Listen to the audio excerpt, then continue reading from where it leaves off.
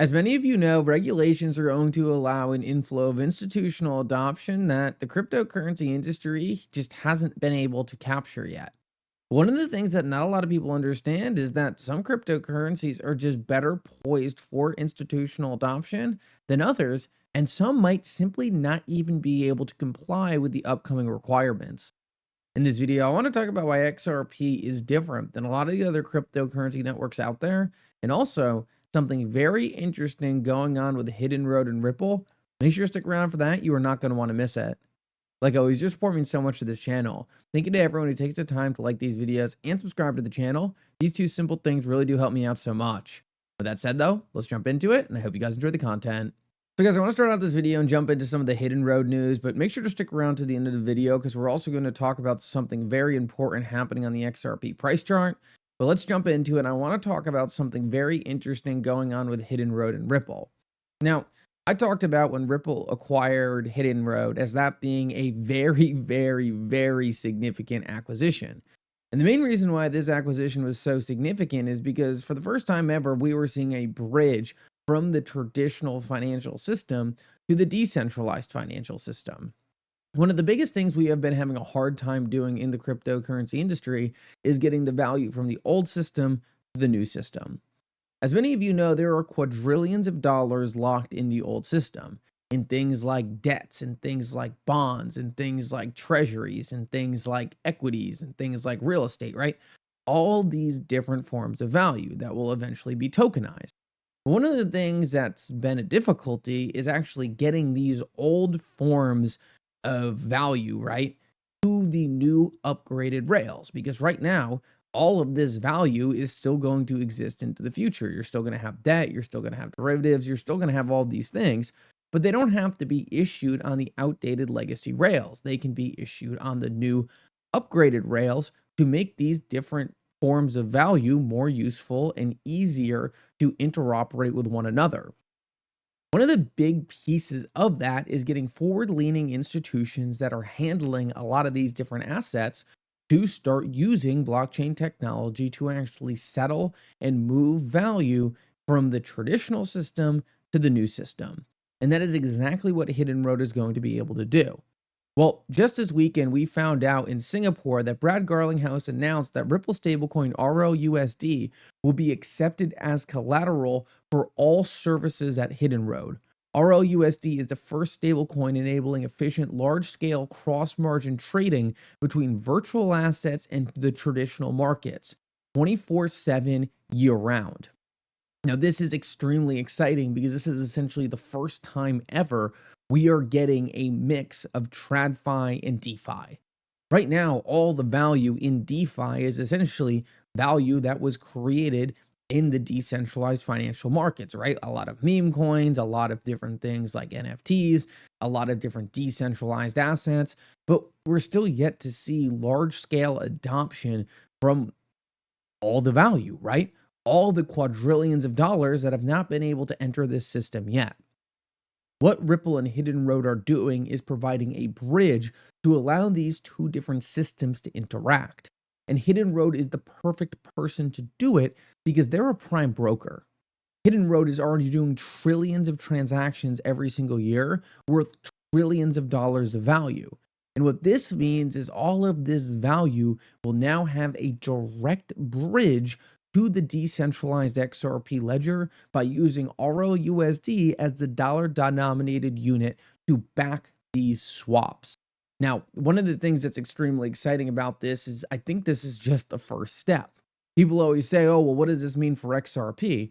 Well, at the end of the day, XRP is going to be the liquidity and the oil to allow all this to even work. But on top of that, and maybe even more importantly, this is just the first step. What I'm about to show you is a clip of David Schwarz talking about the current state of regulations. One of the things to keep in mind is we're still in the very early stages of all of this. RLUSD and dollar-denominated units are the low-hanging fruit in order to get these institutions really starting to use these things. But what we're seeing is that Ripple is going to continue to put XRP at the center of all of these things. And RLUSD does not work without XRP, making XRP a critical component even in these early stages. Right now, we're just seeing phase one. But the most important thing is that Ripple is positioning the XRP ledger to capture this new value flowing from the traditional system to the decentralized financial system. Ripple is the company that is creating the relationships to allow that value to flow over. And that's maybe the most important thing about all of this. Talk about this all the time, but I can build a better version of the XRP ledger tomorrow. Am I going to be able to get a prime broker like Hidden Road to start cross margining with my blockchain? No, absolutely not, right? The connections are one of the most important things. And the more bridges and the more tentacles Ripple can expand into the traditional financial system, the more likely that this quadrillions of dollars worth of value is going to end up flowing to the XRP ledger. Now, David Schwarz put out a very interesting post talking about something very similar to what we're discussing here, and that's just the usage of these different systems.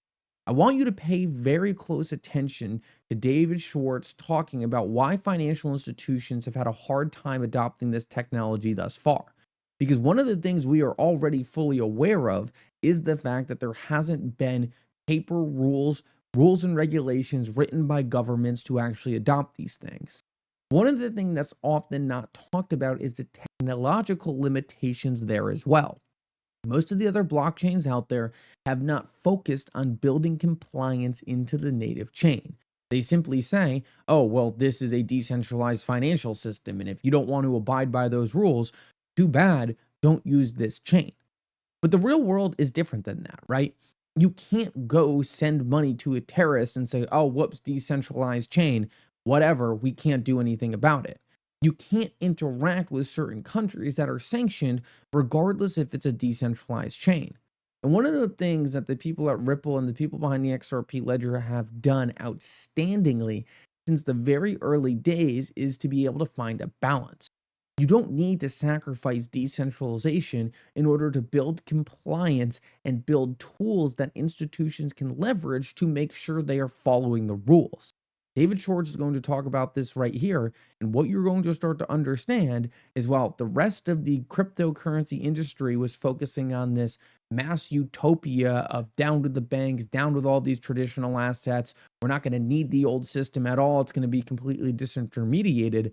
Ripple was focused on building the things that were actually going to matter in order for them to step in, knowing that they weren't going away and in fact were going to be adopters of the underlying technology. Listen up to this. Side and a thorn in the side of Ripple for a long time has been the fact that we can't use the XRP Ledger DEX for our own payments products. Like this just, I want to rip my hair out. So like it's obvious that we would do that, and it's frustrating that endlessly frustrating that we can't. And the primary obstacle is that Ripple is a regulated institution, right. And if our trade like passes through a terrorist or somebody who's sanctioned by the United States, it doesn't matter whether we knew or could have known, or basically if there's a chance that that can happen, we just can't do it. Right. And so we have not been able to use the DEX. And it's just, And so permission domains will enable a domain in which you have to prove you're not a terrorist to get into that domain. And so that will mean that like lots of ordinary people, I made the joke at my other presentation, I said, you know, all of us could get into that. Probably not that guy in the second row.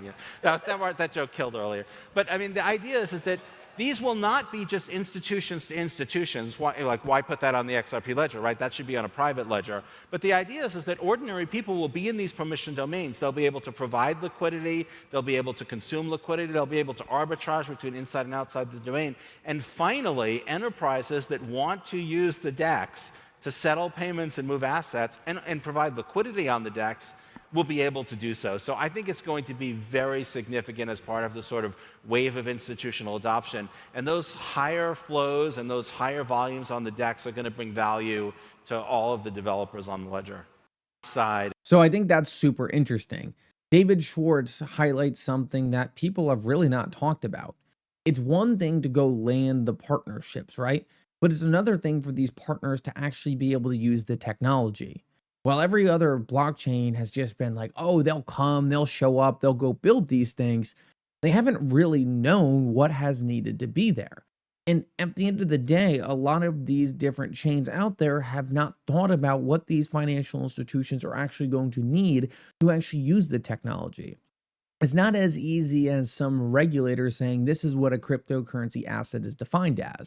It's about making sure that when they actually go and use these networks don't violate rules that are outstanding that are not going to change.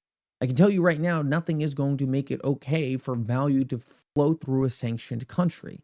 Never going to be the case. And while the rest of the cryptocurrency industry was focusing on all these different niche retail use cases, these were the things Ripple was focused on. And it's because they've been talking to these financial institutions and understanding the problems they have had and saying, hey, we know you want to use the technology, but what do you need in order to actually adopt it? Ripple has been focusing on this with things like clawbacks and permission domains. This allows these financial institutions to actually step in and use the technology rather than just putting out proof of concepts and one-off ideas. This is something that is heavily slept on, but the XRP ledger is one of the only blockchains actually implementing these things, and I think a lot of the blockchains are simply not going to be usable by these financial institutions when they want to step in because the compliance won't be there. No one ever took the steps to put the things in the native chain to allow these financial institutions to adopt this stuff compliantly. That said, though, I want to finish the video off and talk about XRP's price chart right now because we actually do have something very, very good emerging. It looks like we now have a complete reversal on the XRP price chart. We had XRP obviously descending for quite a bit of time from late 2024 to about April, but it looks like that trend has now fully reversed. No longer is XRP making lower lows, but is actually making higher lows. This is very important to see because, as we know, we likely have a bunch of very big catalysts coming for XRP. And what we see is, despite these catalysts not being here yet, the XRP price chart has already reversed and is showing a lot of strength. In my opinion, it's only a matter of a couple weeks, if not months, before XRP can finally break out the top of this thing. XRP's price has been consolidating, it's been tightening, and there's not a lot of room left in here before XRP has to make a move to the upside. Over the past couple days, we've had these big spikes with XRP before getting slapped back down. All we need is one catalyst to break loose where XRP no longer has any sellers willing to let go at the current prices. Seems like that selling is already getting very exhausted. And all we need is one thing to really shake up the market a little bit, a couple tens of millions, if not hundreds of millions of dollars flowing in, and we will be right to new all-time highs in the snap of a finger. The ETFs could do this extremely quickly. We've already seen a lot of movement on that, and we know any single day now, Ripple and the SEC are likely going to be filing to drop their cases. Looks like everything's coming together at the perfect time. What you can see is that when these institutions are here, Ripple has already created the environment for them to be able to adopt this technology in a way that actually makes sense for their business. Thank you so much for coming. I hope you enjoyed this update. And for now, Mickle out.